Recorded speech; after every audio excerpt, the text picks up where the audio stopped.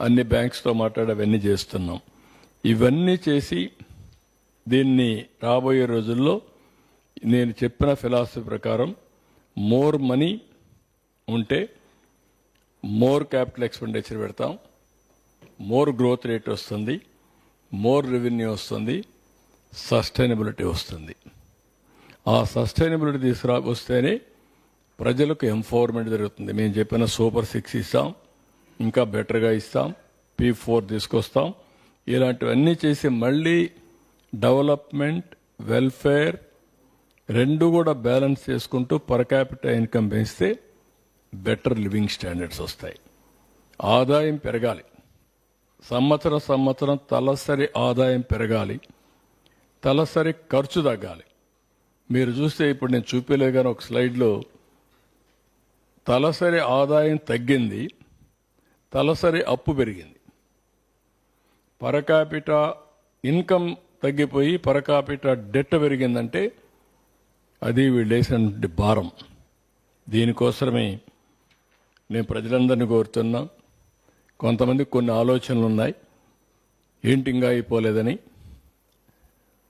నేను ఎన్నోసార్లు చెప్పాను, 3 సార్లు ముఖ్యమంత్రిగా చూశాను, కానీ 3 సార్లు లేని ఇబ్బంది ఈసారి చూస్తున్నాను. విశ్వ ప్రయత్నాలు చేస్తున్నాను. అన్ని విధాల ఎంత పుష్ చేయాలంత పుష్ చేస్తున్నాం. కానీ ఇప్పటికి కూడా ఇంకా పూర్తిగా కంట్రోల్కి తెచ్చే పరిస్థితి రాలేదు. తీసుకొచ్చి దీన్ని మళ్ళీ ఘాట్లో పెట్టి ఏదైతే ప్రజలందరికీ ఒకటే కొంచెం లేట్ అవుతుంది. ఎందుకంటే మనకు ఆ ఫ్లెక్సిబిలిటీ లేదు. గవర్నమెంట్ ఆఫ్ ఇండియా కూడా ఆదుకోబడ్డారు కాబట్టి కొంతవరకు మనం వెసులుబాటు వచ్చింది. వాళ్ళు కూడా ఆదుకోకపోతే అమరావతి స్టార్ట్ అయ్యేది కాదు, పోలవరం స్టార్ట్ అయ్యేది కాదు, విశాఖపట్నం స్టీల్ ప్లాంట్ వచ్చేది రివైవ్ అయ్యేది కాదు. లేకపోతే కొంతవరకు వాళ్ళు ఇచ్చినటువంటి డబ్బులన్నీ తీసుకొచ్చి ఈ అప్పులన్నీ ఇదన్నీ కూడా మళ్ళా స్కీమ్స్ అన్ని రివైవ్ చేసి మనం ముందుకు పోతున్నాం. ఈ 4 సంవత్సరాలు జరిగిన ఫలితాలు ఈ సంవత్సరం ఆదాయం కూడా వచ్చే పరిస్థితి లేదు. రాష్ట్రానికి వచ్చే ఇన్కమ్ కూడా తగ్గిపోయే పరిస్థితికి వచ్చింది. దాన్ని కూడా స్ట్రీమ్ లైన్ చేస్తున్నాం. ఇవన్నీ స్ట్రీమ్ లైన్ చేస్తే సెట్ చేసి ఒకటే హామీ ఇస్తున్న ప్రజలందరికీ, ఈరోజు రివైవల్లో ఉన్నాం, తప్పకుండా చేస్తాం. చేసిన తర్వాత సంపద పెంచుతాం, పెరుగుతుంది. పెరిగిన సంపద వల్ల ఆదాయం పెరుగుతుంది. ఏది చేసినా ఈ బెనిఫిట్ అంతా ఈ రాష్ట్రానికే వస్తుంది, ఈ ప్రజలకే వస్తుంది. చెప్పిన హామీలను నిలబెట్టుకోవడమే కాకుండా ఇంకా మెరుగైన పాలన ఇస్తాం.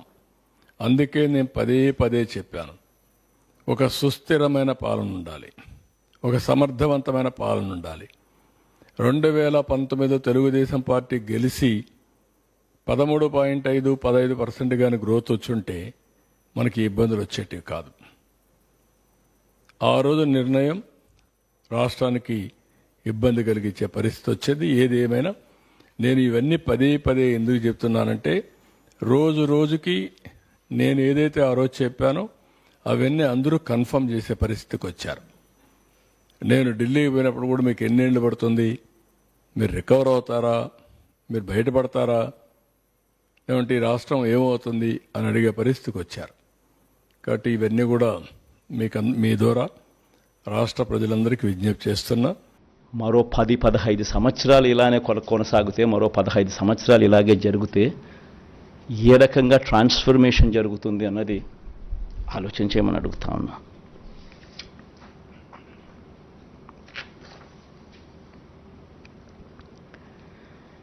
ఈరోజు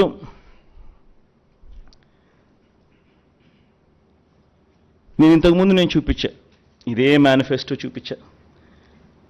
2019లో మనం చూపించిన మేనిఫెస్టో చూపించా. ఏ రకంగా ప్రతిదీ అమలు చేసి ఏ రకంగా చేశాము అన్నది చూపించా. ఏ రకంగా గతంలో ఎప్పుడూ కూడా జరగని విధంగా ఏ రకంగా ఈ స్కీమ్స్ ఏమైతే ఉన్నాయో ఎప్పుడు వినని విధంగా తీసుకొచ్చిన పాలన చూపించాం. అదేవిధంగా దానికన్నా ముందు 2014లో ఏ రకంగా చంద్రబాబు నాయుడు గారు చేశారు, 2014లో ఆయన ఇచ్చిన దొంగ హామీల మేనిఫెస్టోను కూడా చూపించాం. ముఖ్యమైన హామీలు అంటూ ఆయన చేసినవి చూపించాం, చెయ్యనిటివి చూపించాం. ఇప్పుడు మళ్ళీ సూపర్ 6 అంటున్నాడు, మళ్ళీ సూపర్ 7 అంటున్నాడు చంద్రబాబు నాయుడు గారు.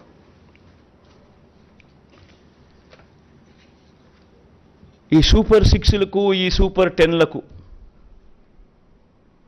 ఈ సూపర్ 6లకు చంద్రబాబు చెప్పే ఈ సూపర్ 10లకు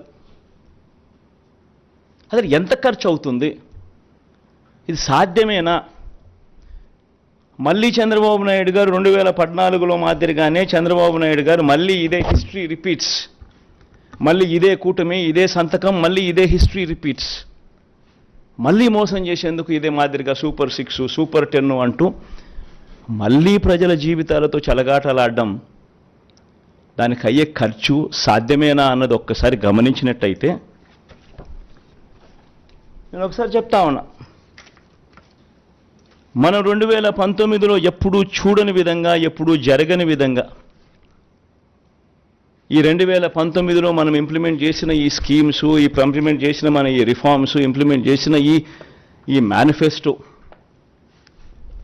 సంవత్సరానికి దాదాపుగా డీబీటీ, నాన్ డీబీటీ రెండు కలిపితే కూడా, అంటే నాన్ డీబీటీ అంటే ఇళ్ల స్థలాలు, ట్యాబ్స్, పిల్లలకి ఇచ్చే ట్యాబ్స్, విద్యా కానుక, గోరుముద్ద, ఇటువంటివన్నీ, ఈ డీబీటీ, నాన్ డీబీటీ రెండు కలిపితే కూడా సంవత్సరానికి దాదాపుగా 70,000 కోట్ల రూపాయలు మనం ఖర్చు అయింది.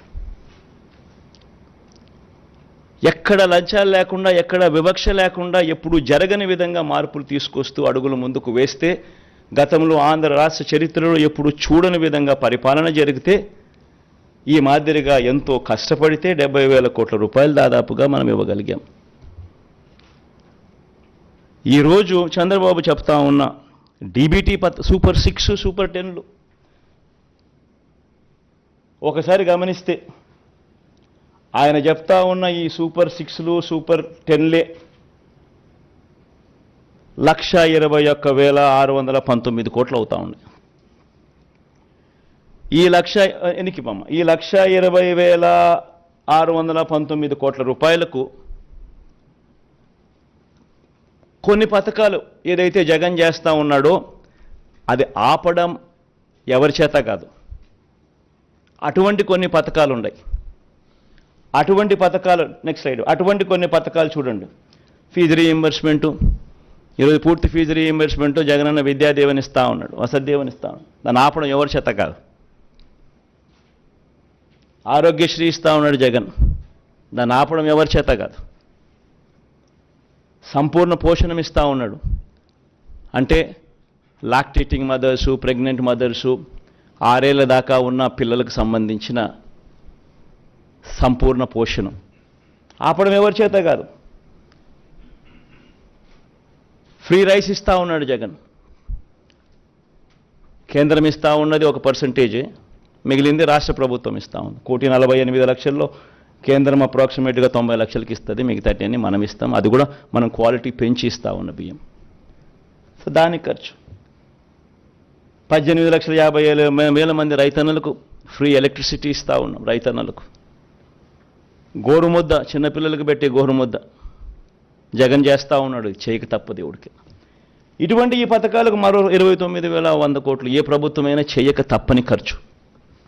రెండు కలిపితే 1,50,718 కోట్లు. నేను అడుగుతా ఉన్నా, జగన్ ఎంతో కష్టపడితే, ఎప్పుడు జరగని విధంగా పాలన చూపిస్తే 70,000 కోట్ల రూపాయలు చాలా కష్టపడితే చేయగలుగుతా ఉన్నాడు. మరి 1,50,000 కోట్ల రూపాయలతో ఆయన సూపర్ 6 అంటాడు, సూపర్ 10 అంటాడు. ఈ మాదిరిగా ప్రజలను అడ్డగోలుగా మళ్ళీ మోసం చేసేందుకు అడుగులు ముందుకు వేస్తూ ఉన్నారు అనంటే ఇది సాధ్యమయ్యేదేనా?